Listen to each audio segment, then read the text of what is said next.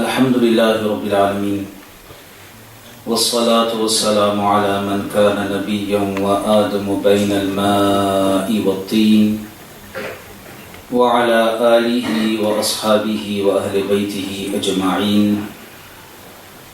أما بعد فأعوذ بالله من الشيطان الرجيم. بسم الله الرحمن الرحيم. قد جاءكم من الله نور وكتاب مبين. آمنت بالله صدق الله العظيم. قال الله عز وجل في شان حبيبه مخبرا وآمرا إن الله وملائكته يصلون على النبي يا أيها الذين آمنوا صلوا عليه وسلموا تسليما. اللهم صل وسلم على سيدنا ونبينا وحبيبنا ومولانا محمد وعلى آله وصحبه وأهل بيته أجمعين.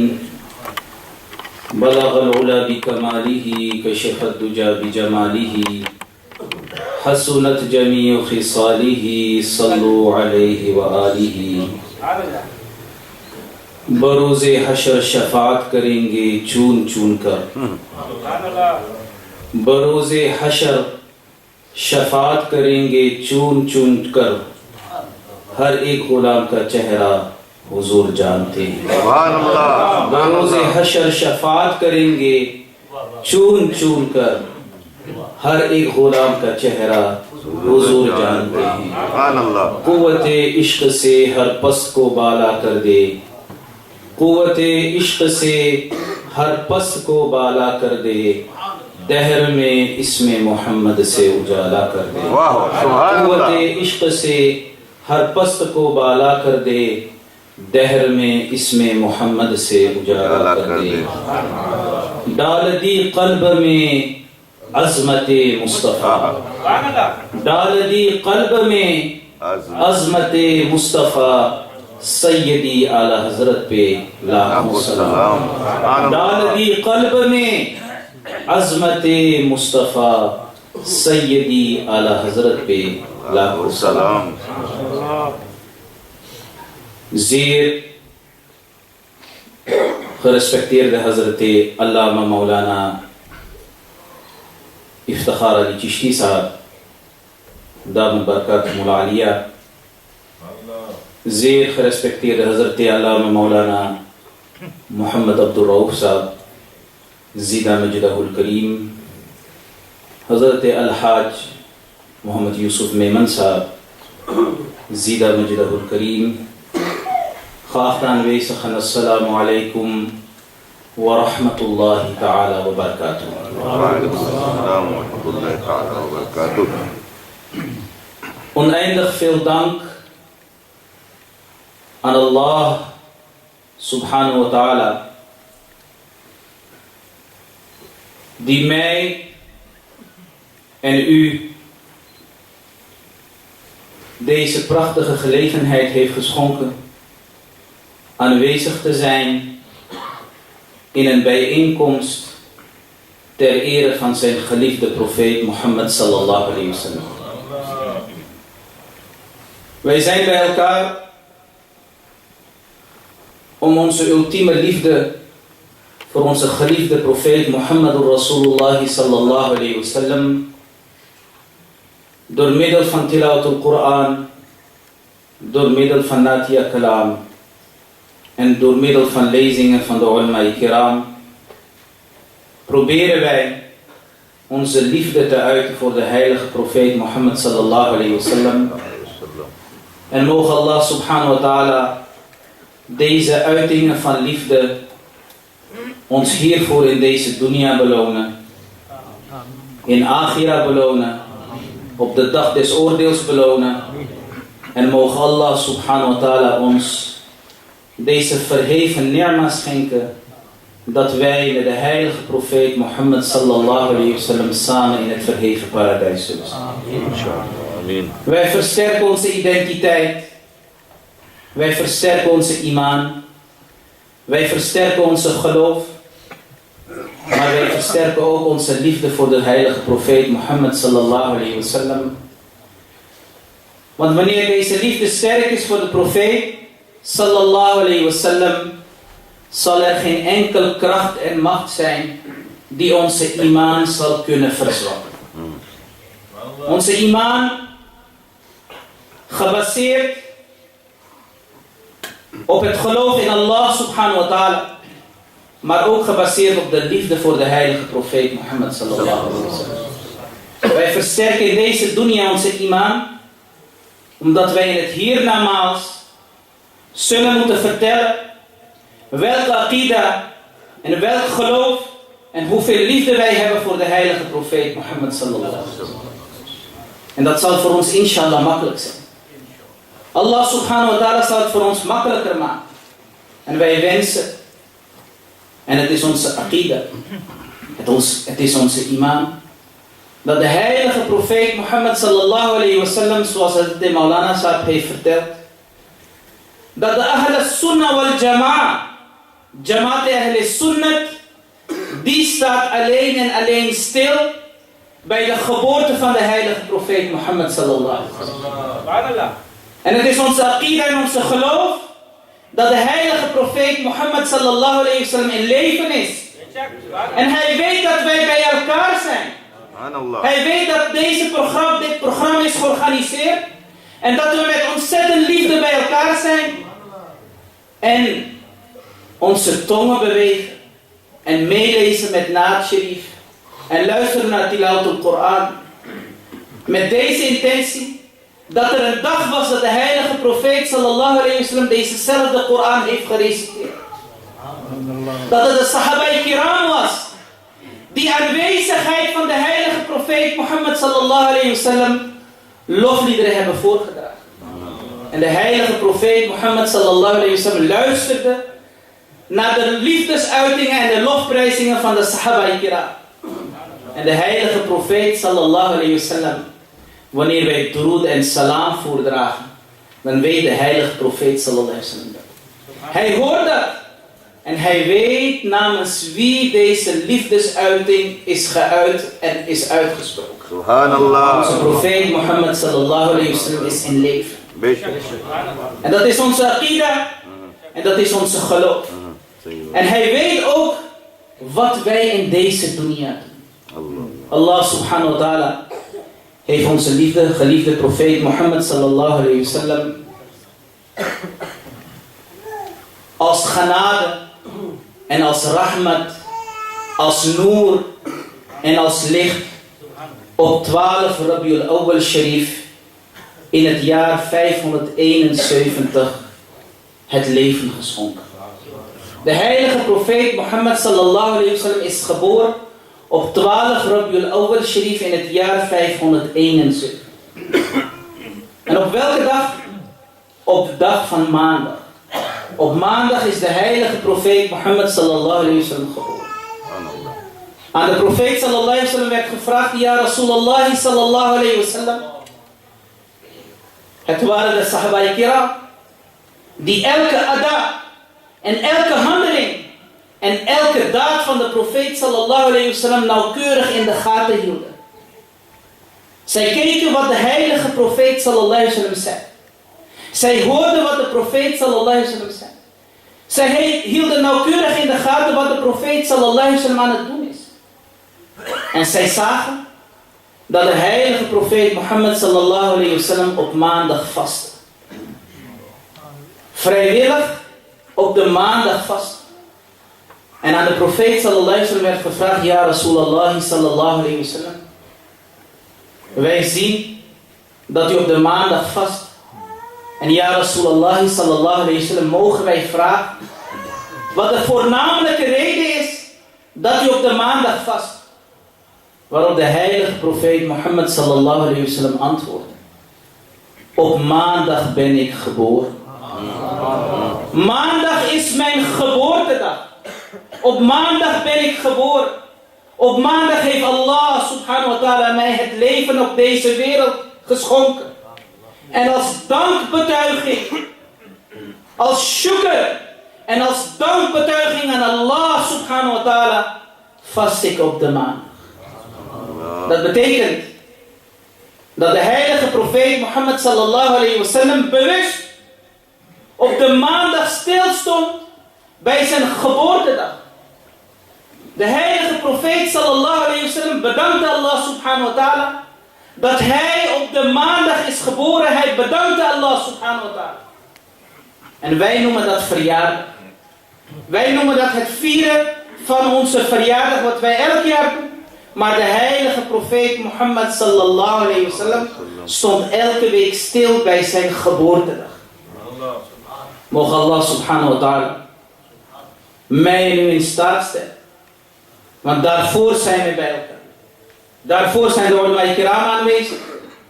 Dat deze bijeenkomst dient om te leren over het leven van de profeet Mohammed sallallahu alayhi wasallam.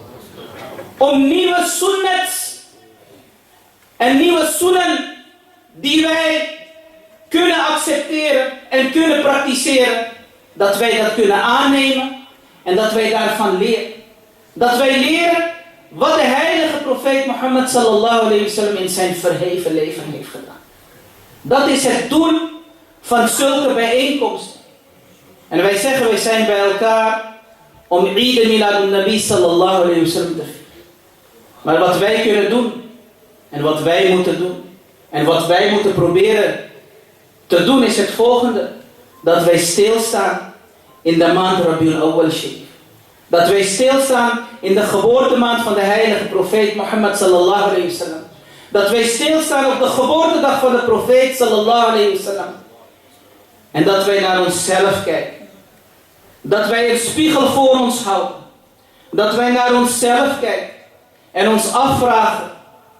Ja Allah. Dat wij ons afvragen. Dat wij ons deze vraag stellen. Ja Allah. Hoeveel liefde heb ik voor de profeet Mohammed sallallahu alaihi wasallam? Hoeveel sunnat neem ik in acht ter ere van de profeet Mohammed sallallahu alaihi wasallam? Hoeveel namaz en salat heb ik het afgelopen jaar verricht? Want het gebed is de koelte van de ogen van Rasulullah sallallahu alaihi wasallam. As-salatu qurratu aini, ook maqala sallallahu alaihi wasallam. Deze maand dient om bij uzelf na te gaan hoe sterk onze band is met de heilige profeet Mohammed sallallahu alayhi wasallam. Is het alleen om onze feestvreugde te uiten, maar onze band met de Rasulullah sallallahu alayhi wasallam niet sterker te maken. Deze maand dient om over onszelf na te denken. Allah subhanahu wa ta'ala vermeldt in de Koran: قَدْ جَاءَكُمْ مِنَ اللَّهِ نُورٌ وَكِتَابٌ مُبِينٌ. Waarlijk, tot jullie is er namens Allah subhanahu wa ta'ala noor en een duidelijke boek gekomen. Noor en een duidelijke boek. Waar noor is geen zulumaat. Waar noor is geen duisternis. En wanneer wij onze band met Rasulullah sallallahu alayhi wasallam zullen versterken, wanneer wij zijn sunnah in acht zullen nemen, dan zullen wij ook niet in duisternis zijn. Wij zullen niet in onwetendheid zijn. Wij zullen niet in zulumaat zijn. قَدْ جَاءَكُمْ مِنَ اللَّهِ نُورٌ وَكِتَابٌ مُبِينٌ. Noor. Allah subhanahu wa ta'ala heeft allereerst het licht en de noor van de heilige profeet Mohammed sallallahu alaihi wasallam geschapen. Waarna Allah subhanahu wa ta'ala met de noor van de profeet sallallahu alaihi wasallam alle andere scheppingen heeft gedaan. Wij hebben een bestaan in deze dunya. Wij hebben een leven in deze dunya. Wij leven in deze dunya. Wij hebben het leven van Allah subhanahu wa ta'ala ontvangen. Maar wij hebben ons bestaansrecht te danken aan de heilige profeet Mohammed sallallahu alaihi wasallam. Wij zijn en wij hebben ons leven te danken aan de profeet Mohammed sallallahu alaihi wasallam. En deze liefdesuiting, het scheppen van de noor van de heilige profeet sallallahu alaihi wasallam, waarna alle andere scheppingen zijn gedaan, waarna Allah subhanahu wa ta'ala de hemelen en de aarde en alle zaken heeft geschapen en de mens ook heeft geschapen. En dat is ook de voornamelijke reden dat wij Allah subhanahu wa ta'ala dankbaar zijn, dat wij behoren tot de ummah van de heilige profeet Mohammed sallallahu alaihi wasallam. Deze ni'ma kunnen wij op geen enkele manier. Het enige wat wij kunnen doen is dankbaarheid betuigen aan de heilige profeet Mohammed sallallahu alayhi wa sallam. Hazrat Bibi Amina radiyallahu ta'ala anha, de moeder van de heilige profeet Mohammed sallallahu alayhi wa sallam, zegt. Zij vertelt dat op het moment dat de heilige profeet Mohammed sallallahu alayhi wa sallam is geboren, was er zoveel noor. Was er zoveel licht. Zoveel licht was er in haar kamer. Zoveel licht scheen er in haar kamer. Dat de muren en de stad in Sham werden verlicht. En dat was niet op een kleine afstand. Dat was op een hele grote afstand. Dat de muren en de stenen en de huizen in een andere stad door de komst van de heilige profeet Mohammed sallallahu alaihi wasallam is verlicht. Qad ja'akum min Allahi nurun wa kitabun mubin. En Allah subhanahu wa ta'ala heeft ons een duidelijke boek geschonken. Al-Quran. Het verheven boek. Geopenbaard aan de heilige profeet Mohammed sallallahu alaihi wasallam. Allah subhanahu wa ta'ala heeft ons noor. Heeft ons de heilige profeet Mohammed sallallahu alaihi wasallam als genade en rahma op deze wereld geschonken. En heeft ook de Koran, Al-Kitab al-Mubin, een duidelijke boek geschonken. Als ik u deze vraag mag stellen. U zit in de masjid en u bent de Koran aan het reciteren. U bent Surah Baqarah aan het reciteren. U bent Surah Yasin aan het reciteren. U bent Surah Taha aan het reciteren. En iemand doet het licht uit. En u bent de Koran aan het reciteren. En u kent deze surahs niet uit uw hoofd. En u bent de Koran aan het reciteren en iemand doet het licht uit. Kunt u de Koran verder reciteren? Het antwoord hierop is nee. Om de Koran te kunnen lezen heeft u licht nodig. Om de Koran te kunnen reciteren en te lezen heeft u licht nodig. En Allah subhanahu wa ta'ala heeft ons een duidelijke boek gestuurd. Om de Koran te kunnen begrijpen. Om de Koran te kunnen praktiseren. Om de Koran te kunnen begrijpen. Om de Koran een deel van ons leven te maken. Om de Koran ons eigen te maken. Er mag geen enkel dag voor een gelovige en een mu'min voorbij gaan zonder tilawatul Koran. Dat kan niet en dat mag niet. Om de Koran te begrijpen heeft Allah subhanahu wa ta'ala Noor en de heilige profeet Mohammed sallallahu alaihi wasallam voor ons gestuurd. De heilige profeet Mohammed sallallahu alaihi wasallam legt de Koran vanuit zijn leven, vanuit zijn daden, vanuit zijn woorden, vanuit zijn handelingen, vanuit zijn sunnah, maakt de profeet Mohammed sallallahu alaihi wasallam het voor ons duidelijk wat de Koran inhoudt en waarvoor Allah subhanahu wa ta'ala mij en u het leven heeft geschonken. Wat wij moeten doen, beste broeders, beste zusters, geachte aanwezigen. Wij zijn bij elkaar voor Eid Miladun Nabi sallallahu alayhi wa sallam. Laten wij deze noor, het licht in de vorm van liefde voor de profeet sallallahu alayhi wa sallam, laten wij dat ons eigen maken. Laten wij de noor en het licht van de heilige profeet sallallahu alayhi wa sallam in de vorm van zijn boodschap, in de vorm van zijn liefde, in de vorm van zijn sunnah, laten wij dat ons eigen maken. En wij zullen zien dat ons leven in deze dunya ook vrede zal kennen. Wij zullen zien dat onze leven in deze dunya ook rust zal kennen. Wij zullen zien dat onze leven in deze dunya ook voorspoed zal kennen. Wij zullen zien dat ons leven in deze dunya, dat wij door Allah subhanahu wa ta'ala beschermd zullen worden van alle soorten problemen, afat en bala. Wij zullen zien dat wanneer wij de sunnah van de profeet sallallahu alaihi wasallam ons eigen zullen maken, dat ons leven in deze dunya vele malen makkelijker wordt. Wij zullen zien dat wij het makkelijker hebben om onze namaz en onze gebeden en onze verplichtingen op tijd uit te voeren. Wij moeten als moslimaan en als gelovige en als ashiq rasul en als liefhebber van de profeet Mohammed sallallahu alaihi wasallam zullen wij deze dunya moeten verlaten.